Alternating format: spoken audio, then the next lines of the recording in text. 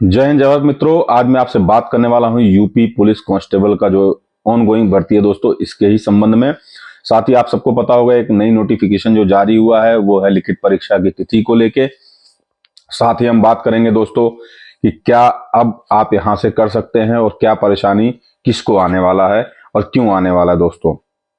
तो चलिए हम लोग वीडियो को शुरू करते हैं और सबसे पहले बात कर लेते हैं जो नई अपडेट भर्ती बोर्ड की वेबसाइट पर आई है उसके बारे में। लेकिन उससे पहले मैं कहना चाहता हूं दोस्तों, अगर आपको वीडियो अच्छा लगता है और लगता है कि आपको कोई जानकारी मेरे माध्यम से मिलता है तो वीडियो को लाइक शेयर कमेंट जरूर किया करिए। और अगर लगता है कि हाँ कुछ वीडियो में छूट गया तो उसे कमेंट करके जरूर पूछा करिए। साथ ही चैनल को सब्सक्राइब करिए और बेल बटन को जरूर नोटिफिकेशन ऑन कर लिया करिए दोस्तों। तो चलिए वीडियो को शुरू करते हैं दोस्तों। तो सबसे पहले बात कर लेते हैं जो नई नोटिफिकेशन जारी हुई है दोस्तों उसके बारे में। तो उसके हिसाब से जो आपके लिखित परीक्षा है वो आपका होने वाला है 17 और 18 फरवरी को, यानी कि आपकी दो पालियों में एग्जाम होंगे। 17 को और 18 तारीख को आपके एग्जाम्स होने वाले हैं दोस्तों। अब बात कर लेते हैं कि एग्जाम्स के मोड के बारे में। तो दोस्तों मोड जो भी हो, सबसे पहले आपको मैं क्लियर कर देता हूं ऑफलाइन मोड क्या होता है। ऑफलाइन मोड में पेपर आपको ऑफलाइन मिलता है, ओएमआर सीट भरनी होती है, ये तो आपका टोटली हो गया ऑफलाइन। और उसके बाद होता है हाइब्रिड मोड। तो हाइब्रिड मोड एग्जाम क्या होता है इसके बारे में जान लीजिए। हाइब्रिड मोड एग्जाम में क्या होता है दोस्तों कि जो आपका कंप्यूटर स्क्रीन है उसके ऊपर क्वेश्चंस होते हैं और ओएमआर सीट पे उसके आंसर्स भरे जाते हैं। अब बात करते हैं ऑनलाइन मोड। ऑनलाइन मोड दोस्तों वो होता है जिसमें टोटल जो आपका फुल्ली है वो ऑनलाइन ही पेपर होता है, यानी कंप्यूटर के माध्यम से होता है। वो आपका टोटल ऑनलाइन मोड होता है एग्जाम का दोस्तों। तो तीन तरीके के एग्जाम है, तीनों के बारे में मैंने आपको बता दिया। अब एग्जाम जिस भी मोड में होगा आपको किसी से पूछने की जरूरत नहीं है, आपको जानकारी मिल चुका होगा दोस्तों। अब मैं तीसरी बात करूंगा जो टिप्स के बारे में है। और जो मैं स्पेशल एक बात था कि बहुत लोग जो अब तक इंतजार कर रहे थे कब वैकेंसी आएगी कब आएगा, हम लोग बहुत दिन से तैयारी कर रहे हैं, बहुत लोग तैयारी नहीं कर रहे थे, वो इंतजार कर रहे थे जब वैकेंसी आएगा फिर मैं तैयारी करूंगा। तो अभी उनके लिए बहुत बड़ा समस्या है। मैं पहले ही बता रहा था आपको काफी समय से कि बहुत जल्द भर्ती आएगा और जब भी आएगा तो बहुत जल्द सारी प्रक्रिया की जाएगी, क्योंकि ऑलरेडी इस सरकार में लगातार ऐसा हो रहा है कि जो भी भर्ती आए उनकी प्रक्रिया बहुत तेज की गई है। तो मैं आपसे पहले भी ये बात कहा था और अब भी यही बात कह रहा हूं कि आगे भी जो भी यूपीएसआई की तैयारी कर रहे हैं वो भी अपने आप की तैयारी को मेंटेन करके रखें। कहीं ऐसा ना हो कि फॉर्म आए और 2 महीने बाद एग्जाम हो तो 2 महीने में आप एग्जाम नहीं क्रैक कर पाओगे, थोड़ा सा नामुमकिन सा है।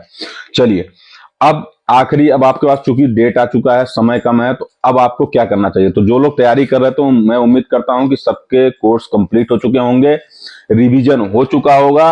अब वो प्रैक्टिस सेट और मॉक टेस्ट पे ध्यान देंगे और उसको क्या करना है, उसे टाइम बाउंड के अंदर अपने पेपर को सॉल्व करके देखना है कि ज्यादा से ज्यादा क्वेश्चन सॉल्व कर पा रहे हैं या नहीं कर पा रहे हैं और उसमें से सही कितना हो रहा है। और साथ ही जो टोटल टाइम बाउंड है उसमें से 10 मिनट आप 15 मिनट अलग रखिएगा। मतलब जब आप क्वेश्चन पेपर सॉल्व करने बैठ रहे हो फिलहाल अभी जो प्रैक्टिस करने के लिए, तो उसमें कम से कम 15 मिनट टोटल टाइम में से बाहर करके और फिर देखिए आप कितना क्वेश्चन सही कर पा रहे हैं। क्योंकि 5 मिनट कम से कम एक बार नजर मारने के लिए और 10 मिनट ओएमआर सीट पे सही तरीके से आपका भरा जा सके और उस पर नजर मार सको, इसके लिए जरूर आपके पास होना चाहिए दोस्तों।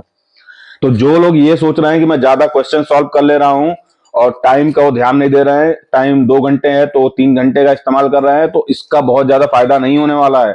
आपकी जो प्रैक्टिस है उस प्रैक्टिस में टोटली आपको यही समझना पड़ेगा कि मैं जो प्रैक्टिस कर रहा हूं इतने समय की बाउंड है, इसमें मैं बहुत हड़बड़ाहट में जल्दीबाजी में क्वेश्चन सॉल्व कर रहा हूं, मेरा कितना सही हो रहा है। तो करना तो आपको वही है, वहां पे तो आपको एक्स्ट्रा टाइम मिलने वाला नहीं है। तो आप अगर ये सोच के बैठे हो कि चलो मैं 3 घंटे में 50 क्वेश्चन सॉल्व कर लूंगा, 100 क्वेश्चन सॉल्व कर लूंगा, तो उसका कोई मतलब नहीं है। आपको टाइम में 10 मिनट निकालने के बाद देखो कितना क्वेश्चन आप सॉल्व कर पा रहे हो और कितना उसमें सही हो रहा है। तो कोशिश करो जो टाइम बाउंड है उसमें 15 मिनट 10 मिनट कम रहते आप पूरी से पूरी क्वेश्चन सॉल्व करने की कोशिश करो और उसमें से आप देखो कि कितना सही हो रहा है मेरा, फिर आप अपना असली आकलन कर पाओगे।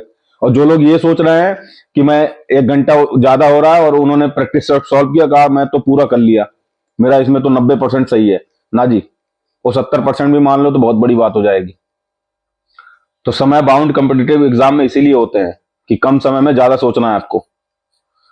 तो इस चीज का आप ध्यान रखिए। अगर आपके दिमाग में गलत फहमी है तो उसको दूर करिए और साथ ही अपने आप को प्रॉपर वे में अभी फिक्सअप करिए। और जो लोग अभी भी कोर्स की तैयारी कर रहे हैं और कंप्लीट कर रहे हैं, कोर्स नहीं कंप्लीट हुआ है, उनका तो भगवान ही मालिक है भाई, उनका तो कुछ नहीं हो सकता। उनके लिए तो मैं कुछ नहीं कहूंगा, वो तो भगवान मालिक है और एग्जाम निकल जाए मैं तो ये दुआ करूंगा।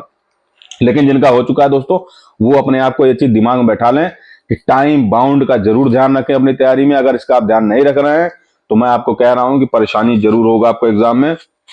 ये मेरा भी एक्सपीरियंस कहता है और यही नीति और रूल भी है। तो आप इस चीज का बिल्कुल ध्यान रखिए। और आप सबको बहुत बहुत बधाई हो, आपके एग्जाम्स बहुत करीब हैं, बड़ी भर्ती है। और मैं चाहता हूं आप लोग इसमें ज्यादा से ज्यादा लोग जो मेहनत किए हैं, जिन्होंने अपना ईमानदारी से मेहनत किए हैं, उन सब का इसमें सिलेक्शन हो।